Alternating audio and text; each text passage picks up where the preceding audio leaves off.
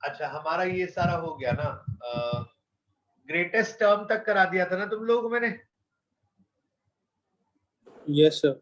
हाँ ओके। अब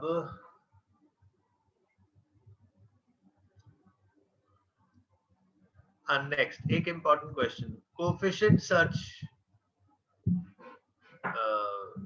search based questions.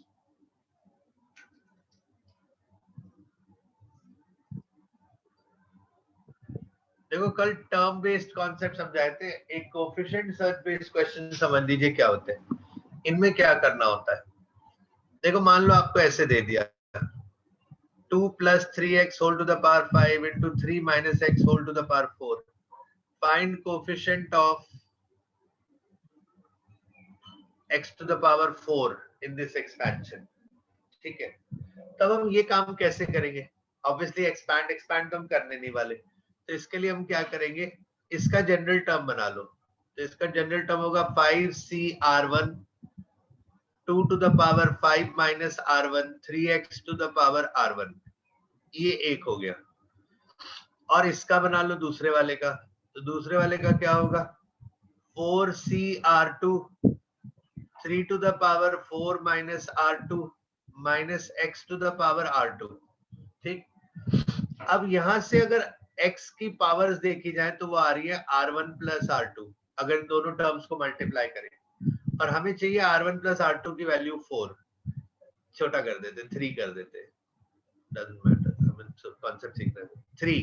तो हम क्या करेंगे, बोलेंगे ये 0 3 हो सकता है, ये 1 2 हो सकता है, ये 2 1 हो सकता है, ये 3 0 हो सकता है।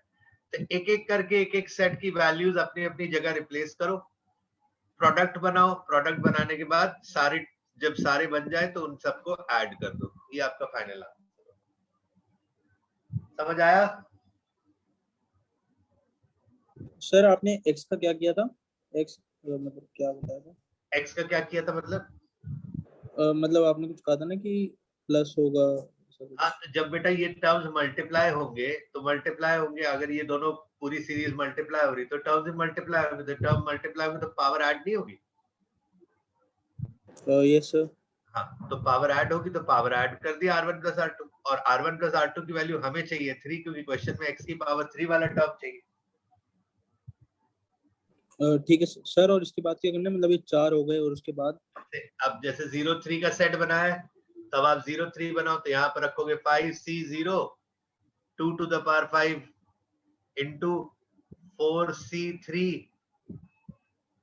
3 to the power 1 into minus x to the power 3।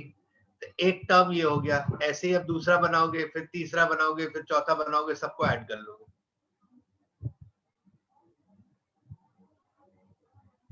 अच्छा ठीक है सर। समझ में आया? एक बार इधर 1 2 रख के, एक बार इधर 2 उधर 1 रख के, एक बार 3 इधर उधर 0 रख के, 4 टर्म्स बनेंगे, 4 टर्म्स को ऐड कर लोगे और जो फाइनल कोफिशिएंट आएगा वो आपका आंसर होगा।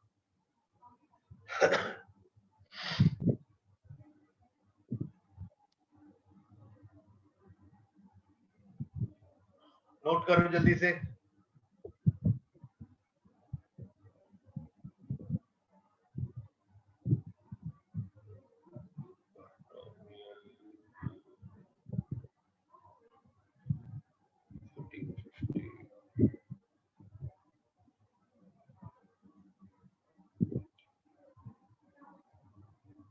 सर कर लिया ना? हो गया? Yes sir. यस। अच्छा एक सेकंड,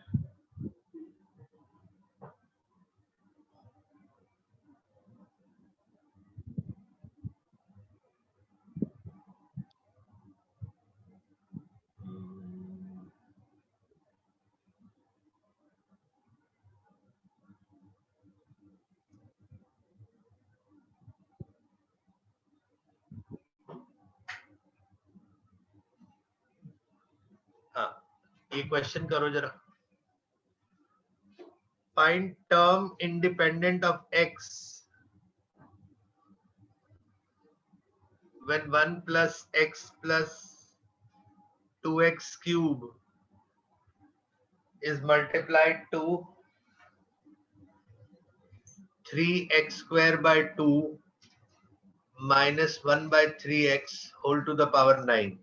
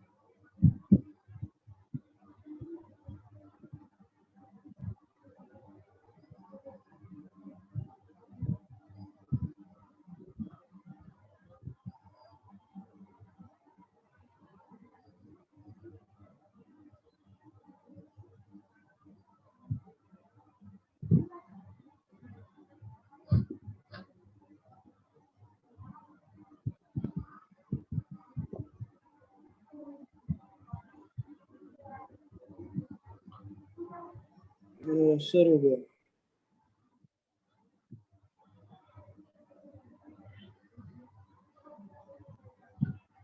Done?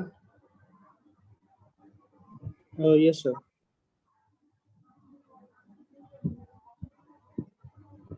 कितना है आंसर?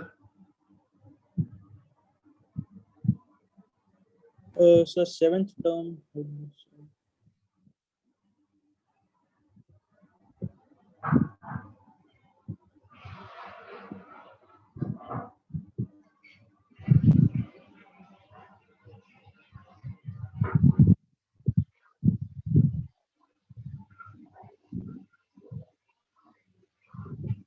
क्या बोल रहे हो?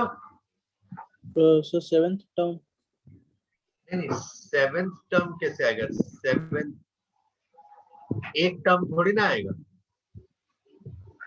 देखो, हम इससे मल्टीप्लाई कर रहे हैं ना, इसका जनरल टर्म बनाओगे तो क्या आएगा? 9CR 3x square by 2 to the power 9 minus r into minus 1 by 3x to the power r, right? तो आपकी जो नेट पावर ऑफ x बनेगा यहाँ पर, वो बनेगा 18 माइनस 3r, 18 माइनस 2r यहाँ से और 1 माइनस r यहाँ से, 18 माइनस 3r। ठीक है, अब बात समझो, जब हम ये x इन तीनों से मल्टीप्लाई करेंगे तो इनके तीन टर्म्स बनेंगे ना, एक इससे, एक इससे, एक इससे, राइट? तो अगर मैं ये कह रहा हूं कि 18 माइनस 3r पावर वाले टर्म को 1 से मल्टीप्लाई करोगे तो वो इंडिपेंडेंट कब होगा? इंडिपेंडेंट होने के लिए क्या होगा? जब आप 1 से मल्टीप्लाई करोगे तो 18 माइनस 3r पावर वाला जो टर्म होगा उसकी पावर वो नेट 0 होना चाहिए पावर, क्योंकि इंडिपेंडेंट बनाना है ना, उधर x है ना यहाँ x होना चाहिए, यानी r की वैल्यू 6, यानी इसका पहला आंसर होगा 1 into t7। फिर जब x से मल्टीप्लाई करोगे तब उस केस में जब x से आप मल्टीप्लाई कर रहे हो तो ये वाला टर्म का जो पावर 18 माइनस 3r है इसको -1 होना पड़ेगा, क्योंकि जब ये x होगा और ये 1/x होगा तभी तो कैंसिल होगा, पर ये -1 हो नहीं सकता, क्योंकि 18 माइनस 3r को अगर आप -1 करोगे तो 3r की वैल्यू 19 आ जाएगी, विच इज नॉट पॉसिबल, तो ये हो नहीं पाएगा। अब सीधा आप आ जाओ ये वाले पे जिसमें पावर 3 चाहिए, तो अगर ये पावर 3 है तो यहाँ पर जो 18 माइनस 3r वाली पावर है वो -3 होनी चाहिए, सो दैट वो नलिफाई हो जाए। तो उस केस में क्या हो जाएगा, 3r इज इक्वल टू 21, यानी r इज इक्वल टू 7, और r इज इक्वल टू 7 का मतलब हुआ t8, तो दूसरा पार्ट होगा 2 इंटू t8, तो 2 को ऐड करके आपको फाइनल आंसर मिलेगा।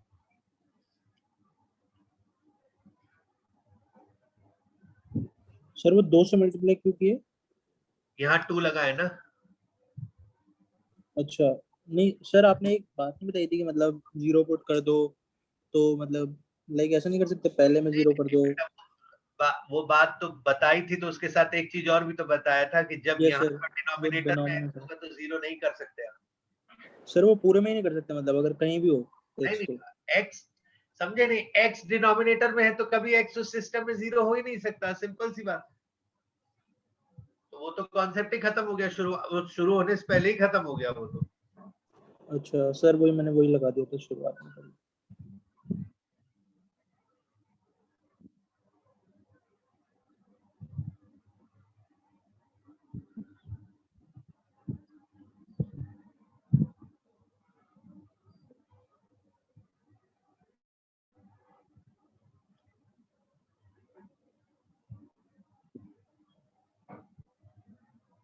ठीक है भाई,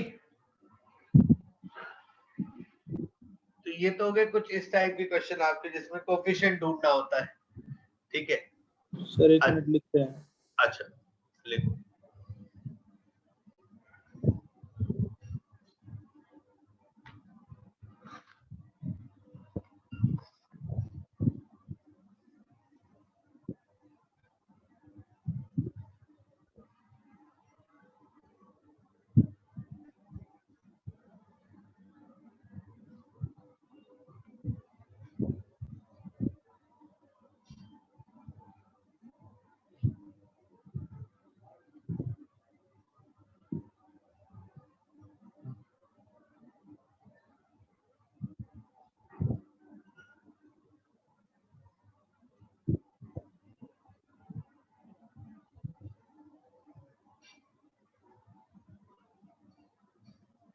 यस सर, हो गया।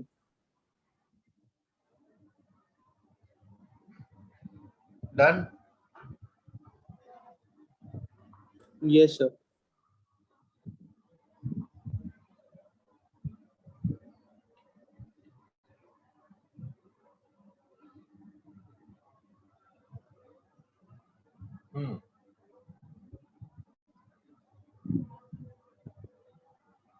अच्छा अब ये तो हो गया आपका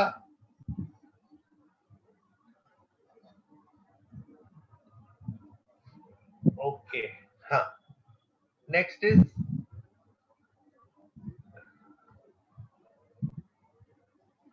लिखो मल्टीनोमियल थ्योरम।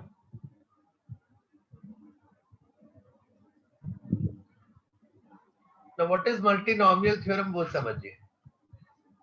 देखो अगर मान लो आपको ऐसे दे दिया 1 + 2x - 3x² whole to the power 20, find coefficient of x to the power 5, let's say ऐसे दे दिया। ठीक, अब ये अभी जो हमारे पास बाइनोमियल के सारे तरीके हैं उनसे सॉल्व करना बहुत मुश्किल है, क्योंकि बहुत ज्यादा बहुत मतलब काफी दिक्कत वाला हो जाएगा। ऐसा नहीं कि सॉल्व नहीं कर सकते, मैं ये भी नहीं कह रहा, बट बहुत ज्यादा ट्रबलसम हो जाएगा। उसके लिए करना क्या पड़ेगा, आपको दो टर्म्स को एक मान के फिर इसको बाइनोमियल की तरह एक्सपैंड करना पड़ेगा, डबल एक्सपेंशन हो जाएगा, क्योंकि वो जो दो टर्म को एक मान के एक्सपैंड किया उसमें भी एक बाइनोमियल, इट्स वेरी टफ। और अगर ये पावर 20 की जगह कुछ बड़ा कर दे और ये x की पावर 5 की जगह कुछ ज्यादा कर दे तो I think it will become almost impossible कि मैन्युअली सॉल्व किया जा सके। तो यहाँ पर एक नया कॉन्सेप्ट डेवलप किया गया, that is the concept of multinomial. Multinomial is basically कि जैसे बाइनोमियल में 2 टर्म्स होते हैं, अगर 3 टर्म हो, 4 टर्म हो, 5 टर्म हो, तब क्या करेंगे? तो उस केस में एक सिंपल सा आइडिया है कि देखिए बाइनोमियल से ही सीखा है हमने, तो बाइनोमियल वाले ही कॉन्सेप्ट अप्लाई करेंगे। तो बाइनोमियल ने हमें सबसे पहले ये सिखाया है कि ये जो पावर 20 है, हर टर्म में वो ये पूरी जितने भी पार्टिसिपेंट्स होते हैं उनमें डिस्ट्रीब्यूट हो जाती है। तो यानी हम ये मान लेते हैं कि इसको n1, इसको n2 और इसको n3 पावर मिलेगी। तो पहली बात तो हमें ये ध्यान रखनी है कि n1 plus n2 plus n3 जो है वो हमेशा 20 के बराबर होगा, ये तो पक्का है। ठीक, अब ये जो डिस्ट्रीब्यूशन है, इस डिस्ट्रीब्यूशन को लिखने का तरीका ये है 20 factorial upon n1 factorial, n2 factorial, n3 factorial. ठीक है, मतलब 20 को अगर हम 3 में बांटे परम्यूटेशन कॉम्बिनेशन के कॉन्सेप्ट से जाए, तो डिस्ट्रीब्यूशन के कॉन्सेप्ट से जो जितना जितना मिलता है, तो हम इसको ऐसे बोल सकते हैं 20c n1 into 20 minus n1c n2 into 20 minus n1 minus n2 into sorry यहाँ n2 होगा n3, इस तरह से करके बांटते हैं। तो अगर इसको सिंप्लीफाई करेंगे तो ये सब सिंप्लीफाई करने से यही आ जाएगा 20 factorial upon n1 n2 n3। अच्छा, अब n1 किसको मिला? तो n1 मिला 1 को, n2 किसको मिला? तो n2 मिला 2x को, तो we will write 2x to the power n2 and minus 3x square to the power n3. This is a term of multinomial. ठीक है, now in this term what you have to see is what is the power of x. So power of x is n2 plus 2 n3. This is the power of x. ठीक है, यहां से मिला n2, यहां से मिला 2 n3 क्योंकि यहां 2 भी बैठा हुआ था, एंड n2 plus 2 n3 की वैल्यू हमें 5 चाहिए, keeping in mind that n1 plus n2 plus n3 जो होगा वो 20 होगा। ठीक है, तो हम यहाँ पर क्या करेंगे, एक चार्ट बनाएंगे। अब उस चार्ट में हम क्या करेंगे वो देखिए, n1 n2 n3 n1 into n3 की वैल्यूज का चार्ट बनेगा। तो सबसे पहले हम n3 से शुरू करते हैं। n3 को 0 मानो तो n2 5 होगा, और n2 5 होगा तो n1 15 होगा। दूसरा, अगर n3 को हमने 1 माना तो ये 2 हो जाएगा, तो n2 जो हो जाएगा वो 3 हो जाएगा, ये 3 हो जाएगा, तो 3 1 4, तो ये 16 हो जाएगा। फिर इसको 2 माना तो ये 4 हो जाएगा, ये 4 इधर गया तो ये 1 बचा, ये 1 बचा, तो ये 2 1 3, तो ये 17 हो गया। तो अब आपको 3 टर्म्स बनाने हैं। पहला टर्म क्या होगा, 20 factorial upon 15 factorial, 5 factorial, 0 factorial, 1 to the power 15, 2x to the power 5 minus 3x square to the power 0। ऐसे आप बनाओगे दूसरा टर्म। अब दूसरा टर्म क्या होगा, 20 factorial upon 16 factorial, 3 factorial, 1 factorial, 1 to the power 16, 2x to the power 3 minus 3x square to the power 1। और तीसरा टर्म क्या होगा, 20 factorial upon 17 factorial, 1 factorial, 2 factorial, 1 to the power 17, 2x to the power 1 and minus 3x square to the power 2। इन तीनों को add कर लो, ये आपका answer आ जाएगा। आया समझ में?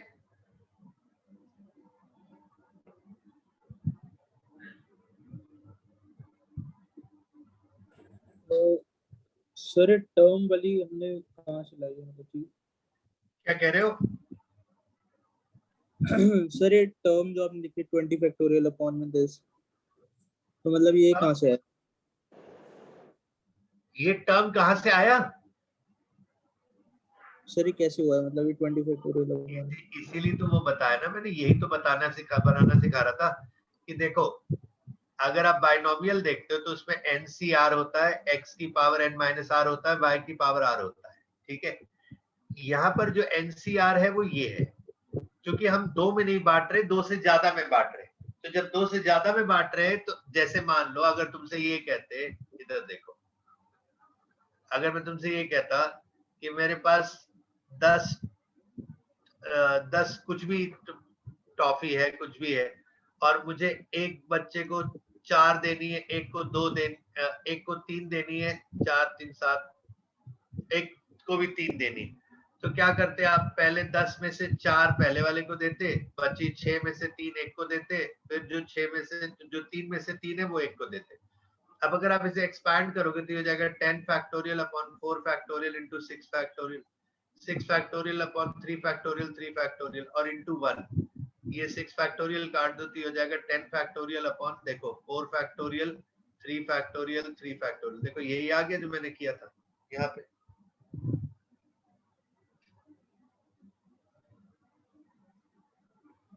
हाँ यस सर।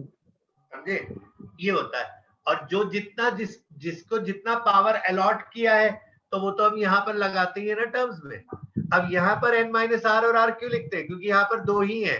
अगर यहाँ 10 पावर है, एक को 6 दिया तो दूसरे को 4 देना पड़ेगा, पर यहाँ पर ऐसा नहीं, यहाँ पर 10 है तो एक को 6 दिया तो दूसरे को 2, तीसरे को 2 भी दे सकते, एक को 6 दिया तो 3 1 भी दे सकते, 6 दिया तो 4 0 भी दे सकते। तो इस वजह से वो n1 n2 n3 के टर्म्स में अलग अलग लिखेंगे ना। अच्छा ठीक है सर, आगे सर।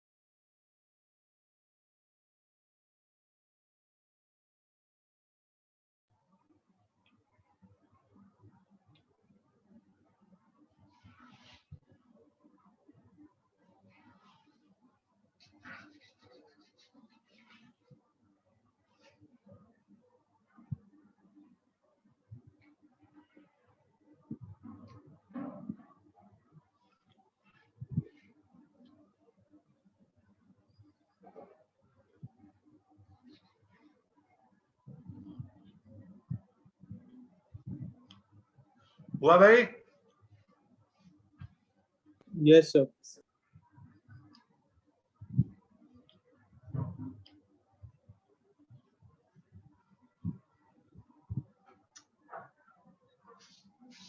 अच्छा, इसके बाद आता है हमारा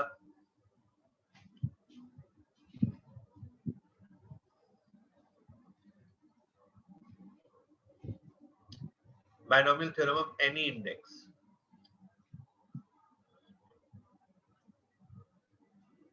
अब एक बात समझना, अगर हम ऐसे लिखते हैं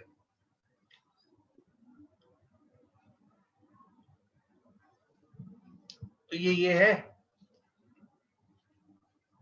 ये मैं बायनोमियल थ्योरम के रिस्पेक्ट से बात नहीं कर रहा हूं, मैं किसी और रिस्पेक्ट से बात कर रहा हूं, इसलिए आपको थोड़ा सा सोच के बताना कि ये सही है कि नहीं।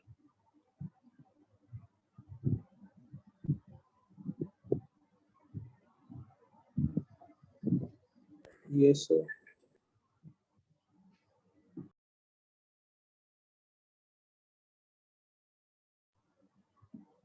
सही है यस सर।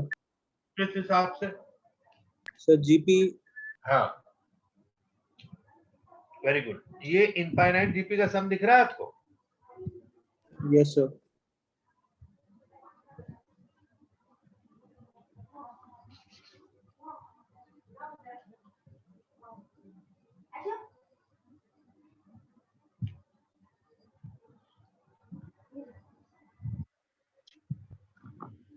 आपको दिक्कत? No sir.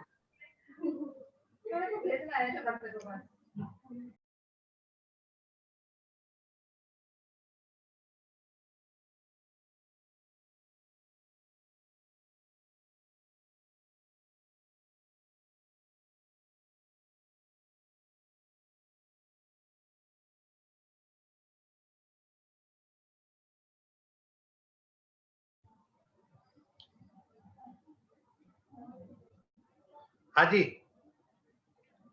सेम ही है ना कि कुछ अलग है? Yes sir, no sir same है। बस एलएचएस को आरएचएस बना दिया, आरएचएस को एलएचएस बना दिया। Yes sir. थोड़ा नहीं है ना? Yes sir.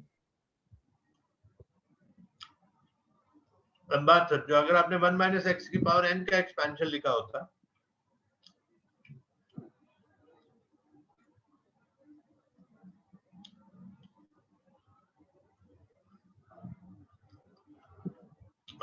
Up to infinity नहीं, अभी ऐसे ही लिख रहा हूं।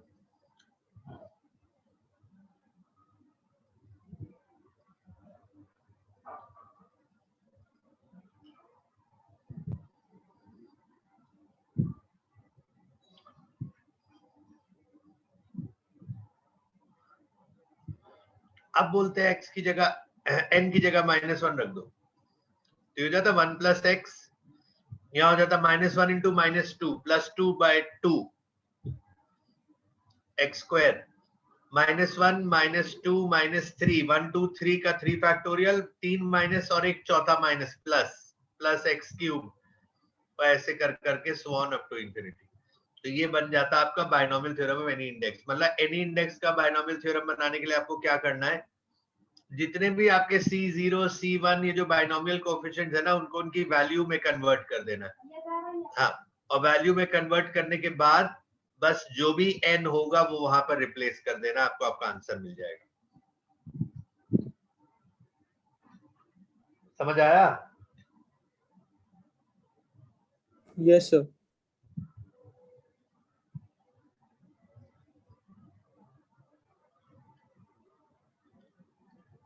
ये बना के देखिएगा क्या बनेगा।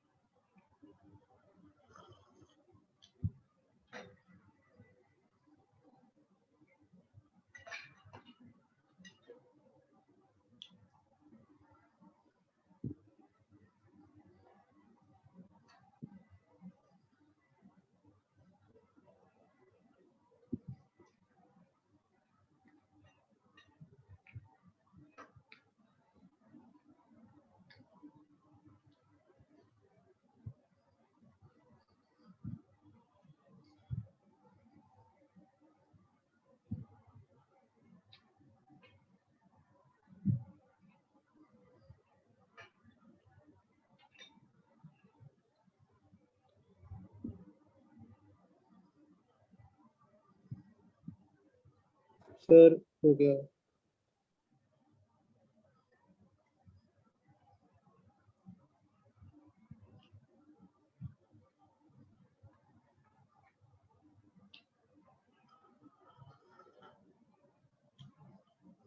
आया answer?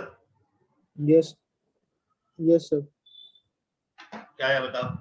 Sir 1 + 2x + 3x square + 4x cube + हाँ 5x4। हाँ, बिल्कुल सही, यही आएगा answer. Yes sir.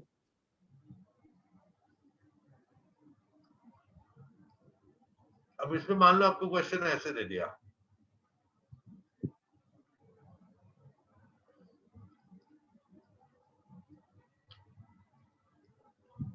1 + x into 1 minus 1 upon 1 minus x का होल स्क्वायर,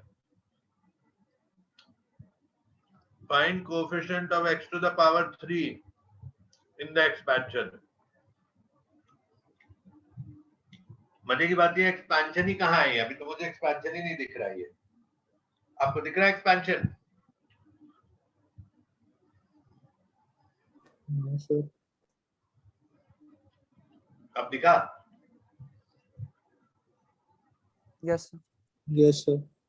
ये वो है जो अभी आपने किया था इनटू ये, तो 1 + x² + 2x into 1 + 2x + 3x² + 4x³ and so on. इसके आगे जरूरत नहीं पड़ेगा क्योंकि हमको x³ वाला ही टर्म चाहिए।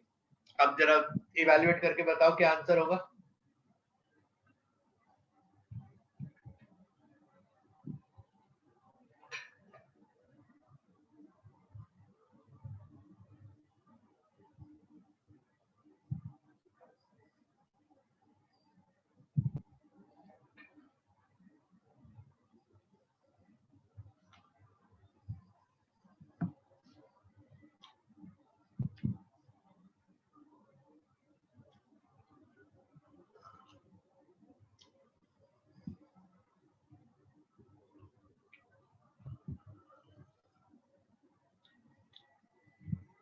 सर 12। क्या बेटा? सर 12। 4 x स्क्वायर से 2 और हाँ 6, हाँ ठीक है, 12 आया समझ में? Yes sir. हाँ,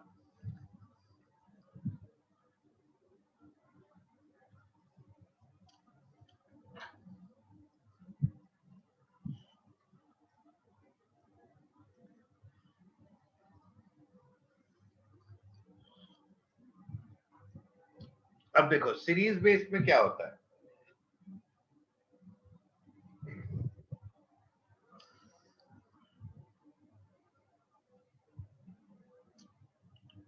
वो जो आखिरी की 4 सीरीज लिखी थी ना,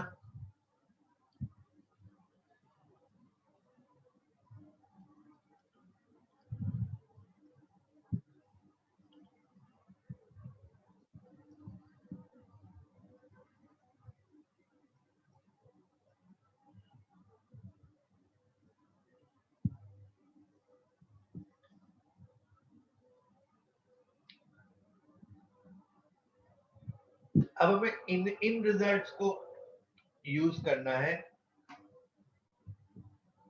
क्वेश्चन के आंसर निकालने के लिए।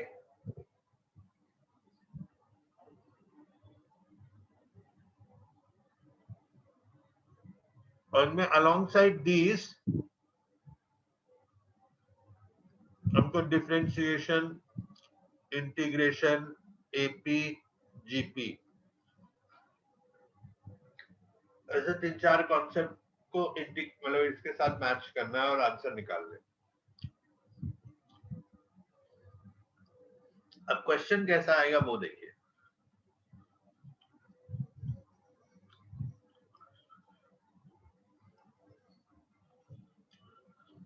एक बात ध्यान रखिएगा, जब हम सीआर लिखते हैं तो एक्चुअली एनसीआर को रिप्रेजेंट करता है, वो शॉर्ट फॉर्म होता है एनसीआर का।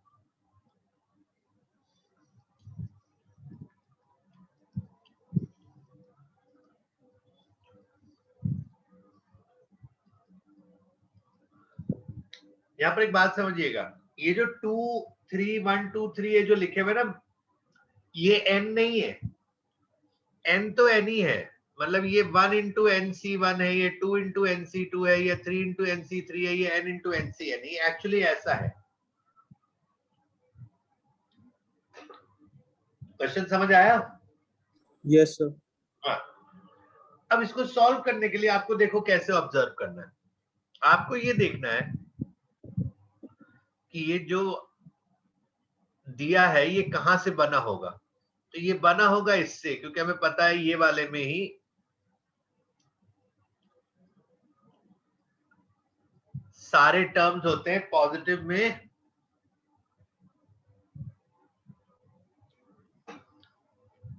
सिर्फ इसी में होते हैं। अब हमें ये 1 2 ये सब बाहर चाहिए, तो हम कहते हैं ये कहां से लाएंगे, ये 1 2 3 n ये कहां से लाएंगे। सिंपल सी बात है, देखो 1 यहां पर बैठा हुआ है, 2 यहां पर है, n यहां पर है। तो अगर हम डिफरेंशिएट करते हैं इस सीरीज को तो हम लिखते हैं n into 1 plus x to the power n minus 1, तो c0 तो गायब हो जाएगा, ये बन जाएगा 1 into c1, 2 into c2 into x, ऐसे 3 into c3 into x square, ऐसे कर करके n into cn into x की पावर n माइनस 1, ये आया by differentiation. Now once you differentiation and differentiate found this, बस आपको x को 1 रख देना है, ये हो जाएगा n into 2 to the power n minus 1 is 1 into c1, 2 into c2, 3 into c3, ऐसे कर करके n इंटू cn। ठीक है, इसी क्वेश्चन को फर्दर एक्सटेंड कर सकते हैं। अगर आप मान लेते आपको क्वेश्चन ये पूछा होता 1 स्क्वायर c1, 2 स्क्वायर c2, ऐसे कर करके n स्क्वायर cn। अब ये बताओ, अब यहां पर देखो क्या प्रॉब्लम है, हमने ये जो ये वाला स्टेप किया है, इससे हमने एक एक पावर तो कम कर दी। अब जब एक एक पावर इनकी कम कर दी है तो दोबारा डिफरेंशिएट करने पर 1 का स्क्वायर 2 का स्क्वायर नहीं बनेगा, 1 इंटू 0, 2 इंटू 1, 3 इंटू 2 बनेगा। तो हम क्या करेंगे, इस स्टेप के बाद यहाँ पर एक बार x से मल्टीप्लाई कर देंगे, तो ये हो जाएगा nx इंटू 1 प्लस एक्स की power n minus 1 is equal to 1c1x 2c2x square 3c3x cube, ऐसे कर करके ncn x to the power n, वापस से पावर दे दी। अब फिर डिफरेंशिएट कर दो, फिर जब डिफरेंशिएट करोगे तो ये आ जाएगा n इंटू 1 प्लस एक्स की power n minus 1 plus x n minus 1 into 1 plus x की पावर n माइनस 2, और इज इक्वल टू एग्जैक्टली वही आ जाएगा जो चाहिए, बस लास्ट स्टेप में आपको x इक्वल टू 1 रख देना है। तो x इक्वल टू 1 रख देंगे जब यहाँ पर, तो आंसर आपका आएगा n into 2 to the power n minus 1 plus n minus 1 into 2 to the power n minus 2।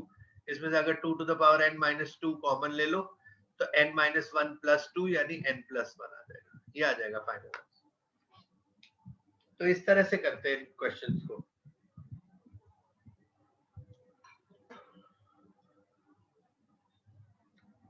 अब यहां मैंने आपको डिफरेंशिएशन का यूज दिखाया है, एक बार भी हो सकता है, दो बार भी हो सकता है।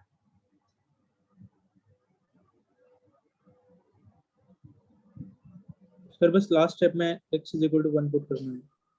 हाँ, ठीक है सर।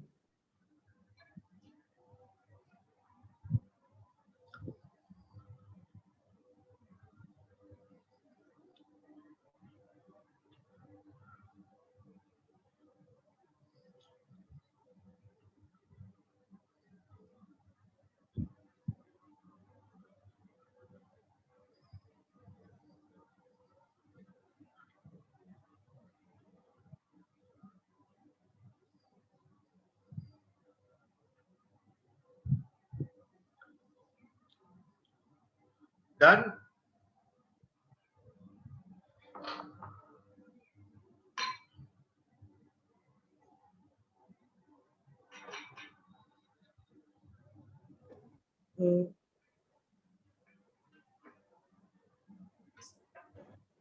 हाँ जी, सर लास्ट स्टेप में हमने डिफरेंशिएट ही करना किया है ना बस, मतलब ये हाँ, इसके बाद बात क्या किया है हमने इसके बाद? जो सबसे लेफ्ट में लिखा है सर। ये तो एक आंसर आ गया था ना। मैंने यहां से वापस क्वेश्चन को, जब नया क्वेश्चन स्टार्ट किया तो नए क्वेश्चन में मैंने दोबारा डिफरेंशिएट किया, पहले x से मल्टीप्लाई किया इस स्टेप में, तो इसके बाद दोबारा डिफरेंशिएट किया। इधर का डिफरेंशिएशन में लिखा नहीं, मैंने सिर्फ इधर वाले का लिख के उसमें x की वैल्यू 1 रख दी। अच्छा ठीक है सर, यस सर।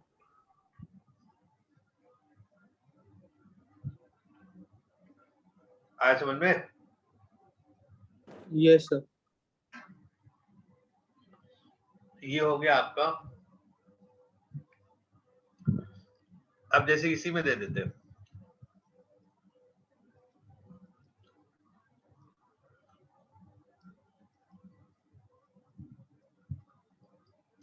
ऐसे दे देते हैं, इसका सम निकालो। तो पता है C0 C2 C4 जो होता है वो इसमें आता है,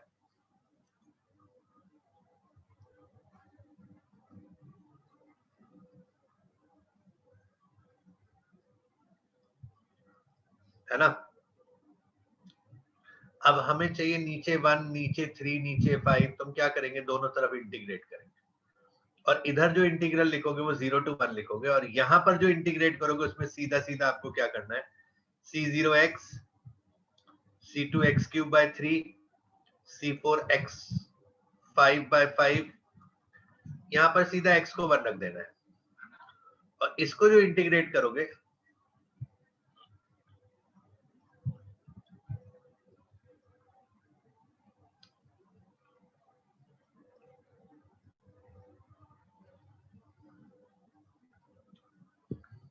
जीरो टू वन इंटीग्रेट करोगे, बस आपको आपका आंसर मिल जाएगा।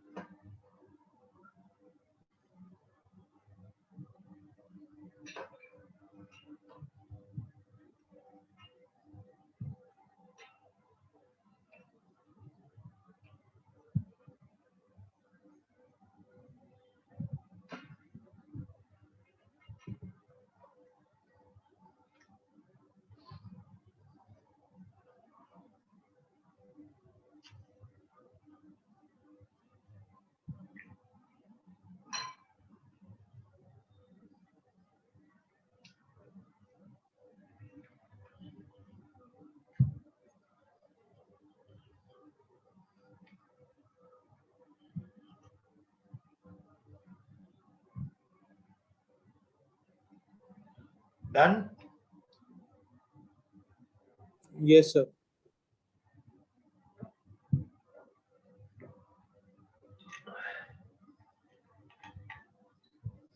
Yes sir.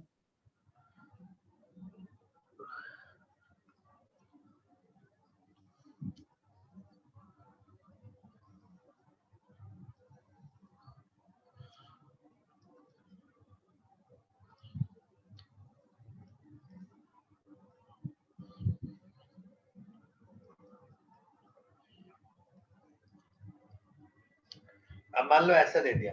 अब यहाँ पर देखो आपको दिख रहा है कि 1 4 7 10 ये जो है एपी है, तो अब आप इसको ऐसे स्प्लिट करोगे।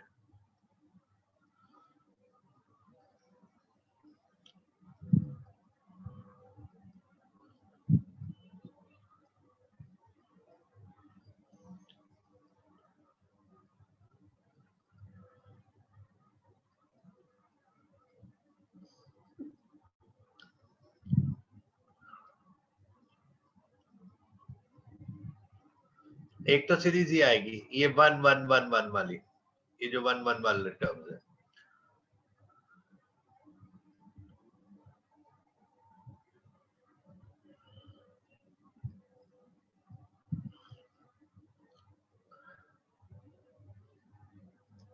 इसकी वैल्यू तो वैसे ही 0 होती है। और अगर आप ये ध्यान से देखो तो ये कैसे बनेगा, अभी हमने यही बनाया था प्लस वाला, तो प्लस वाला कैसे बनाया था, हमने 1 प्लस एक्स की पावर n को लेकर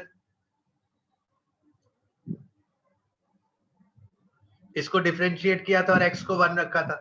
जब यहाँ पर ऑल्टरनेटिंग माइनस आएंगे तो इसका मतलब यहाँ माइनस वाला आएगा, और जब माइनस वाले में x इक्वल टू 1 रखोगे तो वो इन एनी केस 0 होने वाला है। तो डिफरेंशिएट करो, मतलब इसको डिफरेंशिएट भी कर देंगे तो n into 1 plus 1 minus x की power n minus 1 into minus 1 भी लिख देंगे तो भी कोई फर्क नहीं पड़ता, क्योंकि अल्टीमेटली x 1 रखते ही ये पूरा जो है वो 0 हो जाएगा। तो जब ये पूरा 0 होने ही वाला है तो इसका आंसर भी 0 होगा, तो ये भी 0 ये भी 0, तो नेट आंसर इज 0। सर हमने ऐसे मतलब क्यों जोड़ा है इसको 1 1 प्लस 3 1 प्लस 2 3 और भाई एपी कम से कम एक, पहले एपी को स्प्लिट किया ना, एपी को हटाएंगे तब तो वो बाइनोमियल और बाकी चीजें इन्वॉल्व कर पाएंगे ना। अच्छा सर, और कोई भी मेथड है इसका मतलब करने का कहीं बाहर से? नहीं, इसको करने का और कोई मेथड नहीं है। अच्छा ठीक है सर।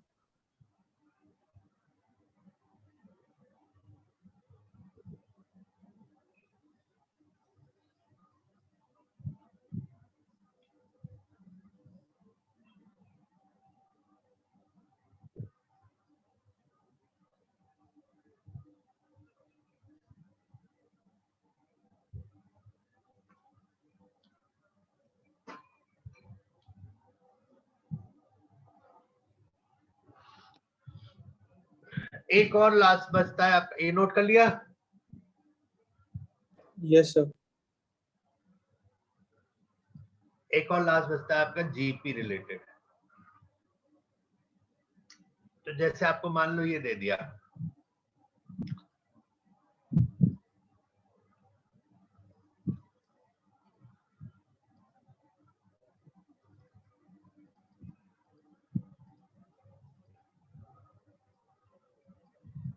ऐसे दे दिया, तब यहां देखो ये क्या है, अगर आप इसे देखो तो C0 C1 x C2 x square C3 x cube, ये ऐसे है ना, तो ये तो 1 plus 3 to the power n हो जाएगा ना।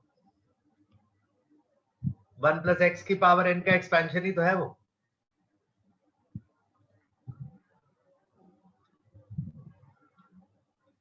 हाँ यस सर।